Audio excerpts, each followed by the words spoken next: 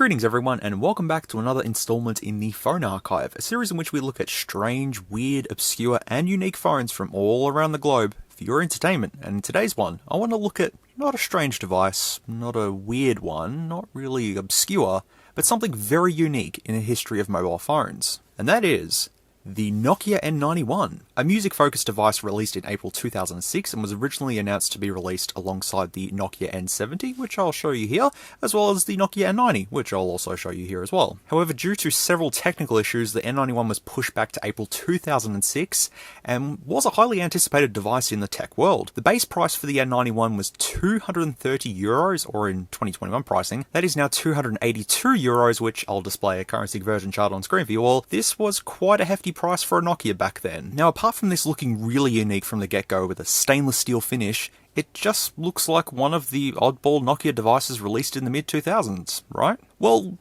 sort of. This is Nokia's only phone to ever have a hard drive to store user data, unlike majority of devices that had eMMC plus expandable storage. Now, a hard drive in a phone sounds pretty unique, but Nokia was not the first one to implement it. That instead goes to Samsung's SGH-i300, which I'll display on screen here, and that had a 3GB hard drive released in 2005. The N91 shipped with a 4GB hard drive, and eventually in September of 2006, Nokia released the N91-2, which looked identical to the original N91, but this time they gave it a bit of an overhaul with an all-black color scheme, which that's what it looks like. Not much difference though. And the N91-2 had a number of technical issues resolved, as well as newer features and compatibility with multimedia, and this upgraded model shipped with an 8GB hard drive. Now in 2021, hearing an 8GB hard drive doesn't sound like too much, but back in 2006, the N91 was the first mobile phone that actually shipped with a 4GB hard drive, and then with the upgraded N91, the first mobile phone to ship with an 8GB hard drive. Well done, Nokia. They had a lot of innovation back then. Now I do want to show you all the technical specifications of the Nokia N91 on screen for you all, so please feel free to pause the video right here. Running Symbian 9.1 with the Series 60 3rd edition user interface, it also features a 220MHz dual ARM9 processor, 64MB of RAM, a 2MP rear camera, 2.1-inch TFT LCD with a resolution of 176x208, and of course, the 4GB hard drive. There is no expandable storage on this device, so you are stuck with 4GB, which for 2006 was fairly good for your low-quality MP3 files you likely borrowed off LimeWire. So the question is, why a hard drive than just eMMC or expandable storage? And I assume part of this was Nokia trying something new, as well as if this was a music phone, then a 4GB hard drive out of the box to store all your music on seems like a pretty good idea. MicroSD cards around then were like 1 or 2GB. 4GB would have been around, but I think they would have been quite pricey, and thus this was priced at what it was priced at due to having that 4GB hard drive. The transfer speeds via mini USB would have probably been a bit faster while loading your music library on here, but you probably wouldn't have noticed it then, and also providing you were using a Windows PC, because there were some issues putting data on this from a Macintosh, providing you could actually connect it to your Macintosh computer back then. And if you are curious, there is a very, very small amount of onboard storage for Symbian as well as some user data. I think by memory it's about 8MB, but I could be wrong. You can also start to see a resemblance with another really popular device that was going around at the time, and that was Apple's iPod. Nokia decided to make this device as an attempt to challenge Apple. While the storage size in this was 4GB compared to Apple having 60GB drives in their devices and bigger at the time, Apple used slightly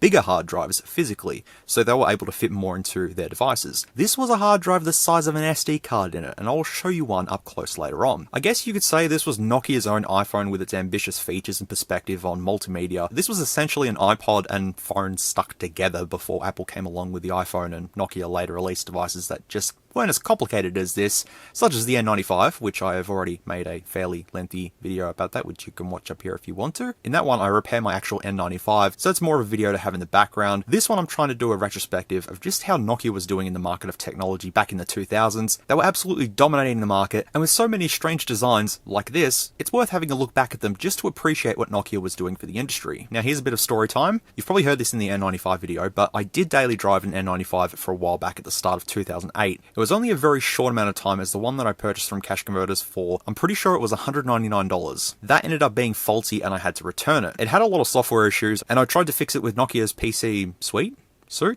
doesn't matter. And that actually kind of made things worse, and so back it went to cash converters, and I ended up coming back with the N95. The one I did get from cash converters was pretty beaten up, so it could have been the hard drive acting up in that, but who knows, that one's long gone. But for the time that I was using it, it was a great device. While bulky, as you can see here, which we will go around the phone soon, don't worry about that, it was really cool and futuristic to slide the Express Music, before it was called Express Music, buttons down to reveal the keyboard. It just looked cool. And while I didn't have top quality earphones or headphones back then, I do recall when playing music through the 3.5mm headphone jack, it sounded absolutely amazing. And I want to go back over it and see how it sounds now. And accordingly, the sound output of this device is still a very high quality in 2021, but I do want to clarify something, that I'm not a sound guy. I just have a memory of putting my headphones in and listening to Zombie Nation's Kernkraft 400 on repeat and hearing it crystal clear with a heap of bass and just being really, really loud. That memory still carries with me to this day. And the device that you see in front of you was built from 3 N91s. I got one back in, I believe, 2013 from eWaste, but that had a fairly faulty Symbian button, as well as being dinted and scratched up, so I couldn't go into applications and mess around with it. However, I could still use music on it, which I did put Skrillex's album Recess on this phone at some point in time. But when I did find this phone when I was at eWaste back in 2013, I was starting to really build up my phone collection, and I just wanted one in good condition, since I did daily drive one back in 2008. Years later in 2019, I finally found two at eWaste and managed to put together, well, this. While it's not perfect, the stainless steel frame's a bit iffy, it's got a bunch of scratches on it and stuff like that, it's better than how my original one looked. And the one that has the faulty Symbian button is the one I'll be using to tear down and show you the inner workings of the N91. Just looking at this from when I had it to now, it still looks and feels amazing. Probably in my top 10 Nokia phones for sure, and I'm fairly sure most of you should know what Nokia device takes the first spot in my top 10 list. But if you are interested in taking a look at the N91, luckily, you can actually still buy the phone refurbished on AliExpress and eBay for around $100 for the 4GB model, and then about $132 for one with an 8GB hard drive. And I'll also put links in the description if you want to check them out. To find a secondhand Nokia N91, I think it may be a bit difficult now, so if you do want one that's refurbished, which it's not going to be factory, but it's going to be fairly close, I think it might be worth check one of those out. Now, before we finally boot this up and take a proper look around it, this was the only Nokia phone with a hard drive. The idea sounds good on paper, but Nokia just never made another unit with one. From here on, Nokia just stuck with flash storage. Looking at the size of an iPod next to this, which this one has a 160GB hard drive, the N91 had to go with the absolute smallest hard drive ever manufactured by Toshiba, but in turn with this came with having the phone fairly bulky at the back. Many of the main criticisms of the phone were its bulkiness and price. The hard drive is just sitting right there in the N91, and that's 4GB, whereas the iPod, it's got a 160GB hard drive in there, but that takes up basically the whole back there. I don't imagine Nokia could have stuck a hard drive this big into a phone back then without making it absolutely huge, which wouldn't have done really well. I'm not sure how well the Nokia N91 actually sold, but judging from its many setbacks and then Nokia trying to correct it with the N91-2, which was much better, I'd be safe to say other entries in the N series were far more popular than this, such as the N70, N73, etc., due to those being more mainstream and I guess safe for the world of technology back then. Alrighty, well that was a rather big introduction, but I just want to give you all the history behind the N91 first before we take a better look at it. You've been staring at this for the last 10 minutes now. The majority of this is made from stainless steel, with part of it also being plastic. At the top, we've got the earpiece, N91, Nokia, the 2.1-inch display, 2 option keys, call and call land, the 5-way joystick, the Express Music buttons before they were called Express Music, as I've already said, and this obviously looking very iPod inspired. You slide this down,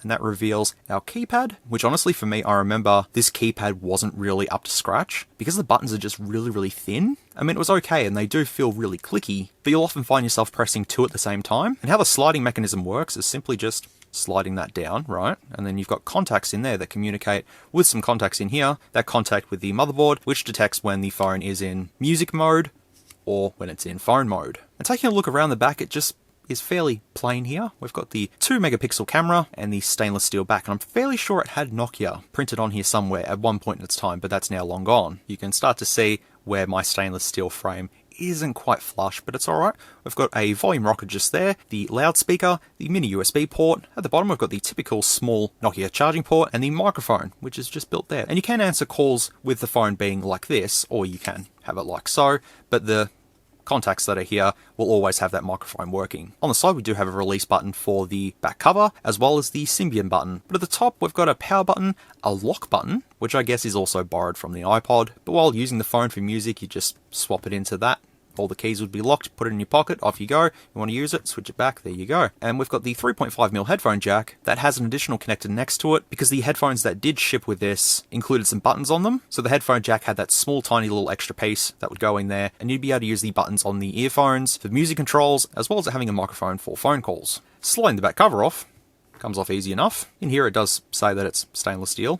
It's very, very shiny. And we do have a BL5C battery. But here it is here, all the information for the Nokia N91. The type is the RM43. It is the N91-1. Now this does take a mini SIM card, which you can just pop in there like so, put it down, slide it back into place. Now I will put a Telstra SIM card in this just to see what happens, but I don't think it'll pick up anything. But I could be wrong though. Now I want you to take note of this metal piece just here. Now if you go to power up an N91 without a back cover on, it'll pop up with a message saying hard drive not ready. And I'll show you this. So I've put a Telstra SIM card in, pop the battery in, and if we go ahead and power this up, it does take quite a while for this to actually boot up because it's spinning a small little hard drive in here. So it'll just take its time, but it'll show the message hard drive not ready. And they've done this because if a hard drive is constantly powering on and off, on and off, on and off, it's going to wear it down over time. So they've implemented that little metal covering to ensure the hard drive will keep spinning and not have any disruptions like the battery falling out, etc. Press yes. There we go. Boots up, and if we go to press this, it'll say, there you go. Music player unable to access hard drive, replace battery cover. So with that fail-safe mechanism, it does make sure that the hard drive is not continuously switching on and off. So if we go ahead and put the back cover back on,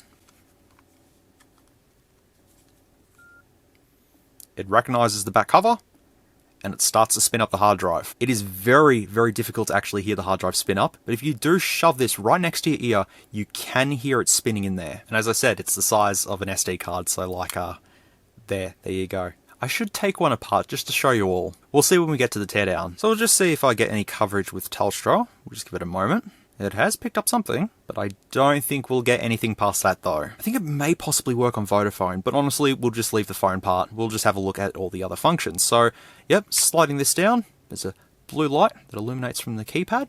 Looks very, very nice and futuristic and stuff, and just look at it. Just take it in. It does look really cool. I mean, imagine if the iPhone looked something like this. I do remember seeing concept art for the first iPhone, which was just basically an iPod that like slid up sort of thing to reveal a keypad and all that. So this is essentially what this is. With Symbian on here, we go ahead and press the Symbian button to see all of our applications. And it's a little sluggish, and I feel that sluggishness is caused by the hard drive. Even though we've got a small amount of internal storage that holds the system files, the hard drive is constantly being accessed, and Symbian generally was pretty slow in most areas. This is probably one thing that I disliked about the N91 was the joystick. It's not too bad. Sony Ericsson's joysticks back then were much better than Nokia's. That's just my opinion anyways, but it is alright and it does the job. But you could go ahead and use the device like so if you wanted to, or alternatively, slide that back up and you can use it like so. But with that lock switch at the top, that's how you lock the keypad, and you can't do anything. So then you unlock it, you can use it like that, and then slide it down, use it like so. As I said earlier, even in 2021, this still looks and feels futuristic to me. So I assume that most of you know how Symbian looks and works, so I won't focus too much on the user interface, but I do want to showcase the main features of this device. The first thing that comes up is the camera, which, there it is. There's our 2 megapixel camera right here, and you could take pictures at 1600 by 1200 or record video in 352 by 288 in MP4 format as well, something that Wacom devices still can't do. And with this being focused more on music, they didn't include a front camera or a flash on the back, but this basic 2 megapixel camera will do the job for the most part, especially back in 2006. There's actually night mode on here, which I actually didn't try. I should go try it. Sequence mode, self-timer, go to gallery, adjust, settings, image, Pi, yes, 1600 by 1200, and if you go to the memory in use, you can change it to phone memory or the hard drive. So I'll try and figure out how much internal storage we actually have on this. And video-wise, maximum 352 by 288, and it's using the hard drive to store the videos. So what did photos and videos taken with the N91 back in 2006 look like? Well, I've got nothing from 2006 unfortunately, so I've taken usual photos of froggos and gnomes and trees and stuff like that to show you all, so enjoy what you're about to see.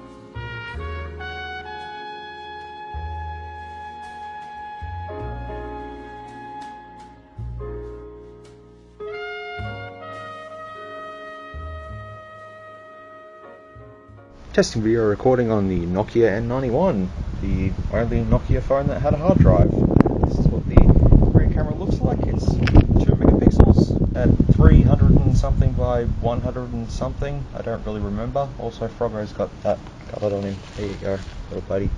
That's better. No autofocus or anything like that. It is just a fairly basic 2 megapixel camera. I don't know if it's a 30 FPS or a bit lower than that. I'm not too sure. I can't really tell. Maybe 20 FPS? Maybe? I think it should look okay. There's a lemon. There's a lot of lemons. And then if we go backwards, there's the lemon tree. Finally, the faraway aircon. This is with the digital zoom all the way up to maximum. Holy moly. Yeah, that's like 10 times digital zoom or something like that. I'm actually not too sure. But there you go. That is the quality of the camera on the Nokia N91. Alrighty, so you've just seen all the photos and videos that I've taken with this. And look, as I said, it's not the best, it's just a basic 2 megapixel camera. Obviously there's no stabilization, so that's why some of those photos did look a little shaky. But yeah, if we come into the gallery, we do have all the default wallpapers in here, which we have yellow and pink flowers. Oh, that's nice. Beach, rocks, caterpillar, at least they included a caterpillar, purple flower, blue flower, lighthouse, white flower, waterfall, evening light, sunset, sea stack. Photo. Okay, it does reckon that I've travelled back in time and taken the photo back in 2007. That's okay. If you're going through the photos that you've taken with this, you can actually kind of hear the hard drive click, and it's a bit laggy in trying to load image after image. The idea of a hard drive in a phone, as I said, sounds good on paper, but I think flash storage just makes a lot more sense. I mean, if you drop this, you've got mechanical parts that are always moving in here. You drop this, that's it. See you later, hard drive. All your data is gone. You'd have to then get it professionally recovered. Whereas other devices used flash storage, so that was no problems there, and thus that's why it's so bulky. But you'll find, once we tear this down, you'll see what they've done to try and keep that hard drive as safe as possible. And thus, that's why they make sure the back cover is on the phone in order to use the hard drive. And while this is a multimedia phone, it's not specifically a camera phone, it's more music-based, as you can obviously tell. At this point in time, I'm not going to open radio music just yet. I'm going to leave that to the end. But I'm going to go ahead and connect to Wi-Fi, so we can see if we can browse the internet on this. Within phone settings, though, we've got General, which is just all the usual settings, standby mode, mostly all the usual stuff in here, but you can set a bunch of shortcuts if you need to. Display, I might have the light timeout to a little bit more than 10 seconds. Call settings, image and video call, none. Well, you wouldn't be able to do a video call unless you were looking at the back of the phone, but then you wouldn't see the other person. That's okay, that doesn't make sense. In connection settings, it does say that we have Wi-Fi just there, but I can't actually connect to Wi-Fi within here. And accordingly, it's 10:15 PM on the 26th of the 7th, 2006. That is not correct. So while searching for networks, we'll jump into File Manager, and I'll take a look and see how big the internal storage is. Oh, it could be about 16 megabytes actually. Unfortunately, there's no time capsule images on here from when someone was using this back then. Everything has been wiped, unfortunately. But if we go along to the hard drive, here is everything that is on the hard drive, and if I go to memory details, it should tell you that it is 4 gigabytes. There you go, free memory is 3.4 gigabytes. We've got Application Manager, Transfer, which I assume you'd transfer from one Nokia to the other. Yes, that's correct.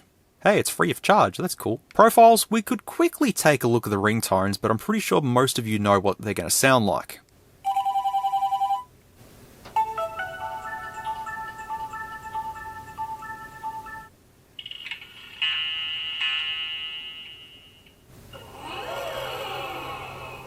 Ooh. Beep. Taxi! Yep. Ooh. Beep.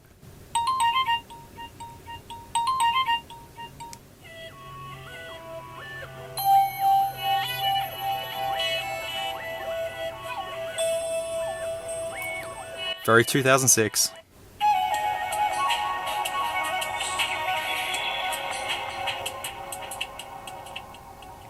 I'm sure they should be bringing back memories for a lot of you. Actually, not a lot of you, but some of you.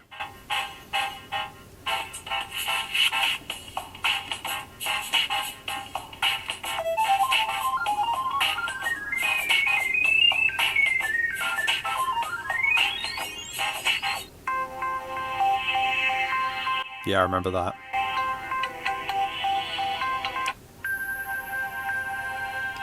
And this. And that. Not that though.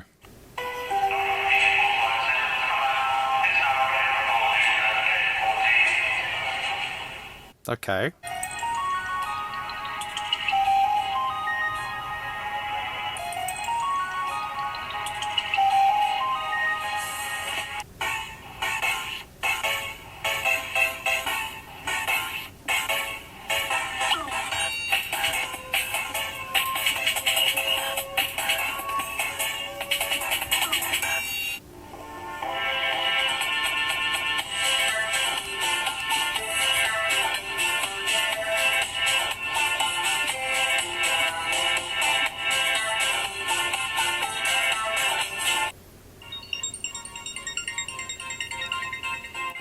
Dun, dun, dun, dun, dun, dun. Gotta love those stabby synths.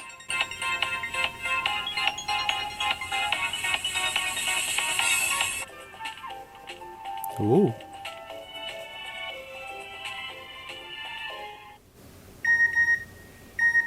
Everyone knows that, right?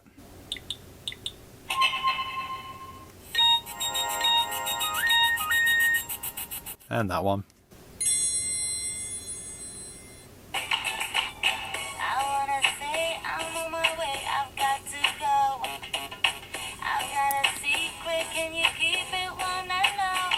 Who made this song? I don't know, YouTube will copyright it if that's the case. Salute. That's what my iPhone alarm sounds like.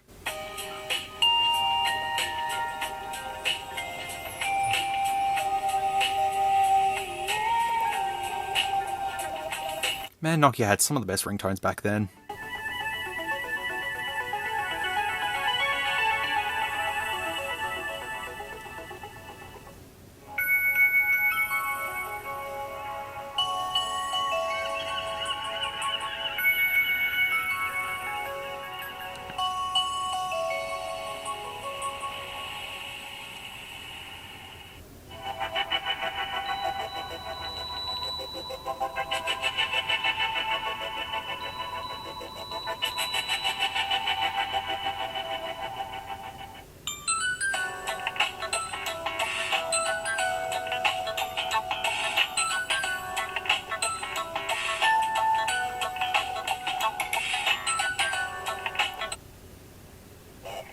I think that's me saying test, but I can't be sure.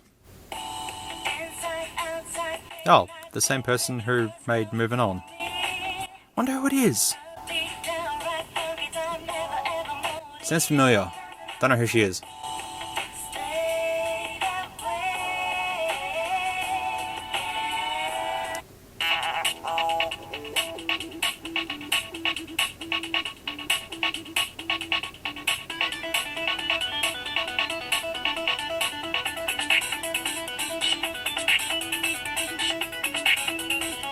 Good stuff, man. Good stuff.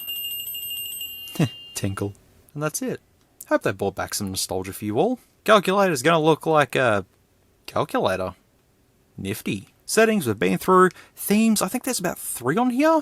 No. So you got glass. Ooh. Looks like there's ghosts and apparitions in the back. That's kind of spooky. Metal. Oh, no, wait. See the lagginess there? There we go. No, metal is that one. Yes, okay. Stave. Oh, yep. I don't remember the names of them, but I know what they are. Yep. Voice command. If you wanted to set some voice commands, you could definitely use that. Voicemail, speed dial, positioning, which is Bluetooth GPS, as well as network-based positioning. Converter, which could be useful. Hard drive. I have named it SMOOREZ, because why not? Help is here if you need it. And about. S60 platform is developed by Nokia and licensed from Nokia Corporation and all that sort of thing. Yep, Java. I remember scrolling through here for no reason back in the day. We'll go to connect. I've got Bluetooth, data cable, sync, device manager, and connection manager. In Bluetooth, has it been connected? Oh, no, it hasn't been connected with anything. You type my name in like so. There we go. That actually wasn't too bad to type on. It's not as bad as I remember it. No paired devices, unfortunately. Data cable, I've transferred the photos and videos from this to my computer and there was no problems whatsoever. Oh, just quickly, the clock looks like a clock. which I do remember using back in the day. Makes me sound so old. In my own folder, I actually have installed 2 games. I've installed, I think it's Driver Undercover, as well as Doom RPG. I found out the reason why that Doom 3D wasn't working. It was because the app was downloaded from some random website and actually didn't work at all. So it was Doom RPG that I needed to test the whole entire time, and I failed at that. But if we go to web, it should ask to connect to wireless. It should do anyways. There's Google there. Alright, let's go. Search for Wi-Fi. Here we go. Yep, there it is. Alright, we'll see if that connects. Oh, well, this is what Google would look like on the N91. So if we go to Images. Oh, I'll try it again. Unfortunately, I can't connect, which is sad. I am putting in the right password, but it's probably not working because my Wi-Fi is using newer infrastructure compared to the fairly primitive Wi-Fi that's on here. That's probably why it's not working. There's some compatibility issue, but that's what it would look like. And this is what it did look like on my N95, the little arrow that you'd have on screen and you'd navigate and all that sort of thing. While we can't browse the web, we get an idea of what Google would have looked like back in 2006 on this. Calendar looks like a calendar. No surprise there. Instant messaging, back when instant messaging was really cool with Windows Live Messenger and all that sort of thing, and MSN. Ah man, all those memories. I wonder if anyone would still use this or if this is still active. I'm not too sure. Push to talk. If you wanted to use push to talk, but it's unable to switch push to talk on. Okay. Notes, do we actually have anything in here? No, unfortunately. Active keys, which is just the security stuff. But maybe we should try 3D performance. Well, not so much 3D performance, but how Java games would run on the N91. Now, I'm fairly sure these should be compatible. I haven't opened them up as of yet. I'm hoping that I have chosen the right ones and they do work. So we'll try Driver first. There we go. Oh, I think it's for a 320 by 240 display. Well, you get a rough idea of what it's going to look like. Do you want sound? Yes.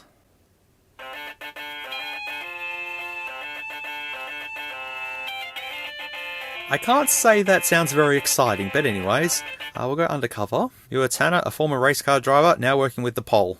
Oh, there's a cutscene. Okay. Hey, it's 3D, but can't see my car because it's not really meant for this resolution. Turn right. Turn right now. Yeah, maybe I should have looked for games that were compatible with this. That's my bad there. What about Doom RPG then? Surely this is going to run. Oh, well, it's kind of the resolution that we want. It's just a big white box there. That's okay. Enable sounds, yes.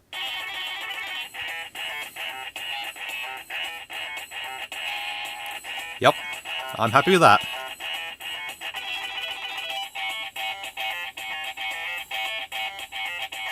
Okay, I will do a bit of a bonus.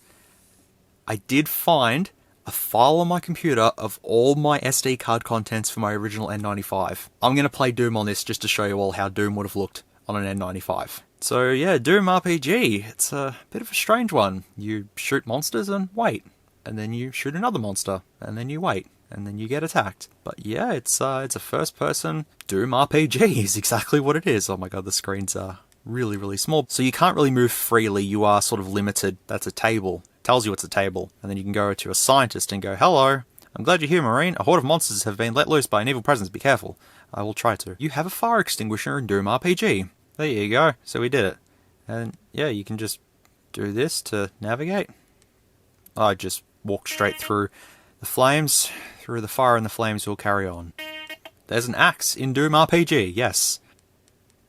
And you can use an axe to, yeah, to break doors down. And there's hellhounds in this, which is kind of like Wolfenstein, I guess. And yeah, there you go. But look, it's playable. And if I had the right resolution, it'd be pretty cool to play this, you know, on an old device. If you do have Doom 3D installed on a Java device, it's pretty cool to sort of revisit it, because they didn't remake this. I'm pretty sure they didn't remake it anyways. I think it was only available on Java and that's it. But yeah, it's a pretty nifty game, but for a bonus, I'll show you what Doom looks like on the N95. See the jump though? Imagine if this did all work completely fine. I would never have had the N95. So if you didn't stuff up, I never would have had this. Yeah, if we go to my emulators folder now, you'll see it's absolutely full of emulators. But yeah, C2 Doom is here. If you want me to revisit the N95 with all of my emulators and stuff, let me know and I can show you what gaming's actually going to look like on this. Here we go.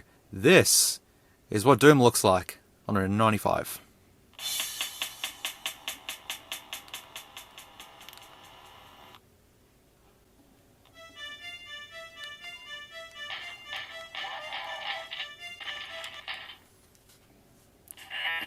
I mean, you know, it runs really, really well. I don't remember the buttons. There we go, I remember the buttons now. Whoop.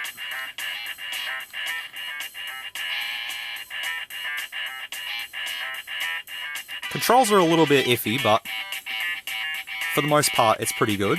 Oh, let's just ignore him.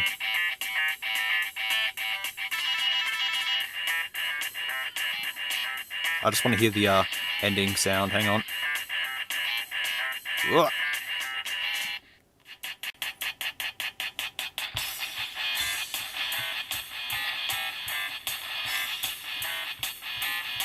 So there you go, that's a bonus. Well, I think it's time we showcase what this phone was made for, music. So if I slide it back into place, press this button, we can find our music, which, as I said, I put some of the songs from the album Recess from Skrillex on here. I do have BFG Division on here. We can go to the equalizer settings, but I will leave all of it just as default. If we go to audio settings, you can change the balance, stereo widening, and we have the loudness set to off. Go ahead and use the buttons to play it. There you go, volume rocker. Bump it up, hold this to go forward a little bit. So this is all the way at maximum.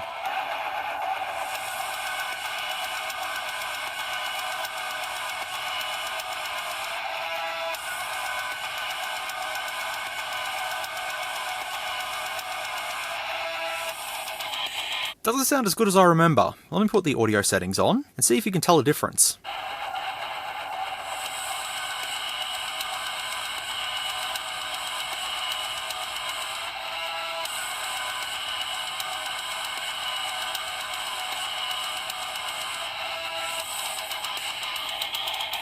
I think the maximum we got to was about 99.1 there, and it's not the loudest, but then again, that is a fairly heavy song, so it's probably not going to sound the greatest through the speaker, but I'm going to just try one of Skrillex's songs just to see what it sounds like.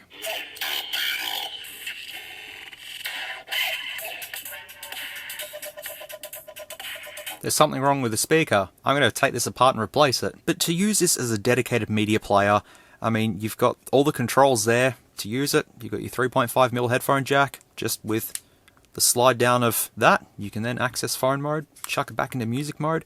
Pretty cool for what it was back then, but the music player is nothing special. It's just the one that's featured on other Series 60 devices, and it does have all the features that are on the standard Nokia music player, and there's nothing too spectacular about it. But I'm going to plug in some headphones. Granted, they're really terrible headphones, but I just want to see how good this sounds playing some music through them. Oh, yep. I remember this now. I'm going to blow my eardrums out.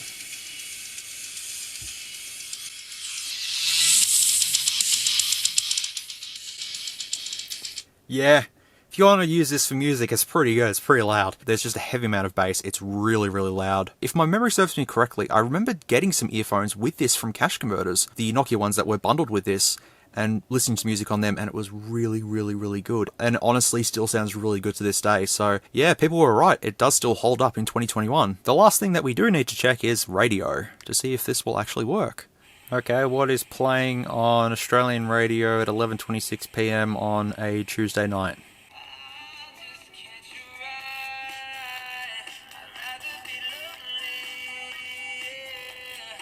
Yeah, unfortunately there's something wrong with my loudspeaker, so we have to repair it. Honestly, I think that's pretty much all I need to talk about the N91. I've gone on for quite a long time about the history of it and all that sort of thing, and with me using it and the technology and all that sort of stuff, but I think to get a better understanding of this, we're going to tear it down. All up though, the Nokia N91 was pretty unique for back then, and why they didn't continue using hard drives was probably for the reliability. Being that mobile phones are the most abused pieces of technology in the world, having a hard drive in here and then dropping this and then failing could be a problem, so flash storage does seem like the better option. Yeah, the transfer rates may have been a little bit faster. Nokia only done it once, and they never done it again. But still to this day, it's pretty innovative for what it was. They were always trying something new in their phones. Just when you thought, nah, Nokia can't one-up themselves, they do something like this, and then they do something like the N95, and so on and so forth. And now all they do is make slabs, and revive some old classics. I really wish they had continued on with the reboot of the N95. That would have been absolutely amazing, but it is what it is.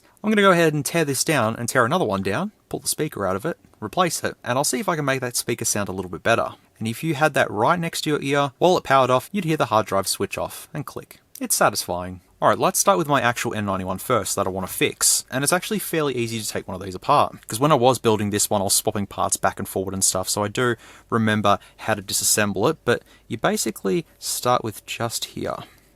This just sort of pops off like this. Like so. This whole piece just comes off from the top. I got a couple of screws to remove. All the screws are the exact same size, so you don't need to worry too much there. We're getting closer to actually showing what the hard drive looks like in this. And you'll be all very, very surprised when you see it, unless you've already seen it before, which it's gonna be no surprise then, unfortunately. Now there's two clips that just hold on the top to there, and it all basically just comes off like so. That's the guts. Look at all this going on here. Samsung module, CPU, Wi-Fi, power ICs, everything there, you name it, it's there. And what is this, you say? That looks like, you know, part of an MMC connector sort of thing, or an SD card connector. Nope, nope. There is the hard drive right there. That is the hard drive.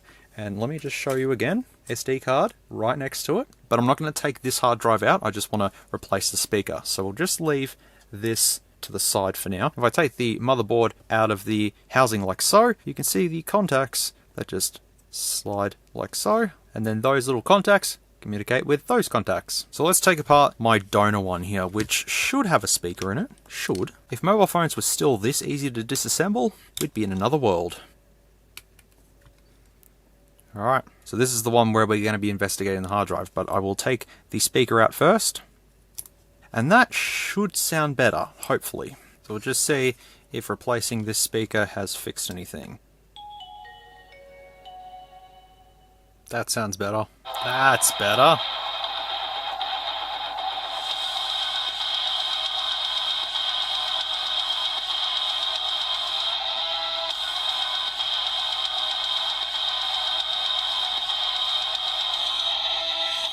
Oh, 101.1, number we usually get to. But yeah, that seems to fix my issue, so speaker's done. I don't remember the speaker being an issue when I originally built this, but turns out it was. That's that one done. Let's focus on the actual one we've got for parts. So we'll take a look at the motherboard, and you can see there the Symbian button.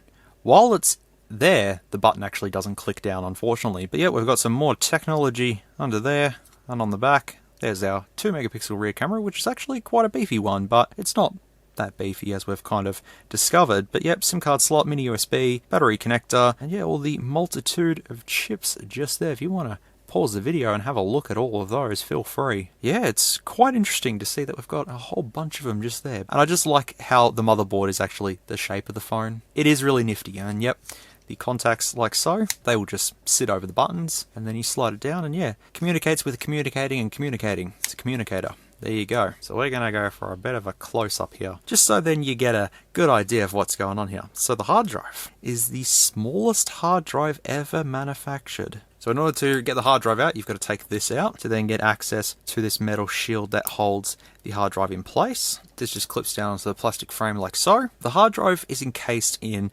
this protective foam. So if we now lift out the hard drive, like so, just being really careful with it, there it is. So this is where the hard drive sits, and it's in this, it's more of a rubber piece that they've put in there to protect it from impacts and stuff like that, but yeah, it just sits in there. An SD card is exactly the same size. There you go. Look at this tiny thing. Look at this adorable little, just... It is so cute. I cannot tell you all how cute this thing is. As much as I don't want to destroy this, I really want to see the inner workings. I'm not going to be able to power it up either. Toshiba 4GB hard drive. Crazy how far we've come in terms of technology. I'm doing this for science, alright? I know there is a video out there by someone who's already disassembled one of these, but we've come so far. So I'm pretty sure what they've done here is they've used this custom connector and used some of the pins of MMC possibly to use this to get this working. I'm not actually too sure on how that works. Okay. We have to go further. I actually don't think this hard drive works, if I remember. Now, I could have gone out to my garage and got a Quantum Bigfoot 5GB hard drive out, possibly, to show you all. Really would have been fun putting up against this postage-sized stamp of a hard drive, but I think you all get the idea of the footprint on this. So the PCB can come off like so. That's mostly the controller and all that sort of thing, I would assume. Oh, then we have this little itty bitty thing there. Alright. This is really precise. This is why I didn't become a surgeon, because you need to have super steady hands to do this. But here it is, everyone. This is what is inside the smallest hard drive.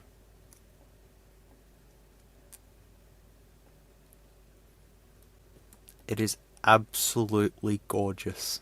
Now, I won't leave it exposed too long because dust is going to get on there and pretty much ruin it. Even if a thumbprint or a tiny little hair gets on there, then see you later. Right there, how tiny this thing is. This is a mechanical drive, small tiny little parts in here. It's just crazy. Technology is absolutely crazy. But yeah, there it is right there in all of its glory. The world's smallest 4GB hard drive. With the PCB on there, it's about 2.5 SD cards sort of thing. But because they've had to encase it in the rubber housing on the back there, that's why it's ended up so thick at the back. I will actually link that video that I did find on someone pulling apart the hard drive and analysing it properly and using better terms than I did. I'll put that in the description below so you can check that out. I think that's as close as I'm going to get to getting it back to factory, but who knows if this is actually going to work. Well, it still fits, so that's a good sign. I'm actually going to see if the hard drive still works or not. So I'll just put this metal piece just on there so I'm not having to disassemble a second N91. I actually didn't think I killed it.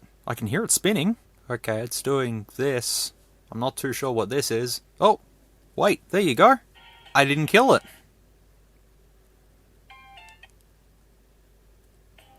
And I can hear it clicking. That's amazing. I thought I would have killed it by opening that up. And yeah, if I go to the symbiote button, it's dead.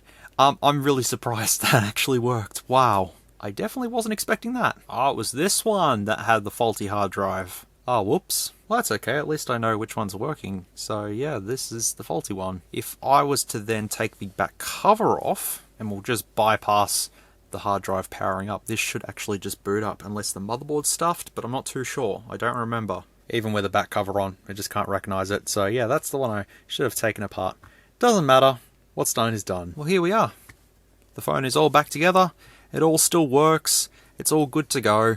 And this is the one that I'll have displayed on my desk because it's just such a cool, unique phone to look at. I just wonder how many of you actually used one of these back in the day or owned one, still have one. Let me know down in the comments below. It'd be really interesting to hear how many people actually have used an N91 because it's unique.